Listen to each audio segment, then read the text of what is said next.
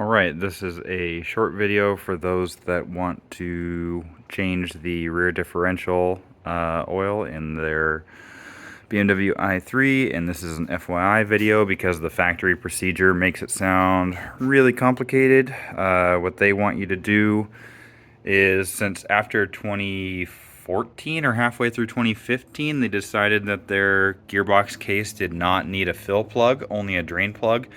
So the factory procedure wants you to yank a CV axle out, and to do that you have to take a whole bunch of suspension linkage loose and of course undo the big ass bolt that secures the CV axle to the hub. And then there's some torque to yield fasteners on the suspension arms that they want you to replace.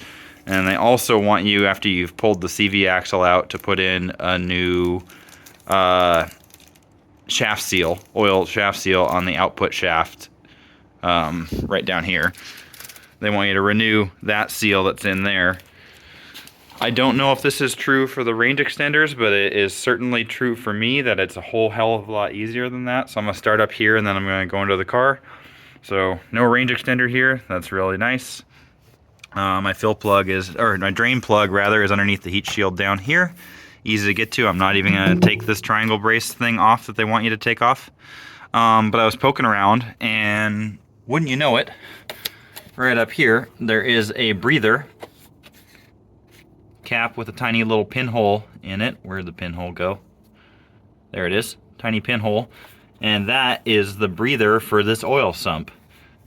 And it's really easy to access right up here on top. I'm just leaned over the back of the car. I'm just going to stick a little funnel in there, and then I'm going to drain out all of the fluid I can get out of the thing, and then I'm going to measure how much that is, and hopefully it's close to the 500 milliliters that BMW says it is. And then I'm going to come right up here and I'm going to pour that same amount back in the top, and then I'm done. No taking apart of anything except the back cover that I'm leaning through. We'll take a little field trip underneath the car. I said I was going to make this short, but just to make it complete, just to make it a full complete video for someone that's new to car things. So anyway, same CV axle we were looking at. I pulled one clip off just to pull this heat shield out and away from myself. You can see there's the distinct lack of a fill plug, only the drain plug, but the drain plug's real easy to get to. Don't have to take anything off, it's right there. And yeah, then the fill is up. You can see the breather right up there. So hopefully that helps somebody out at some point.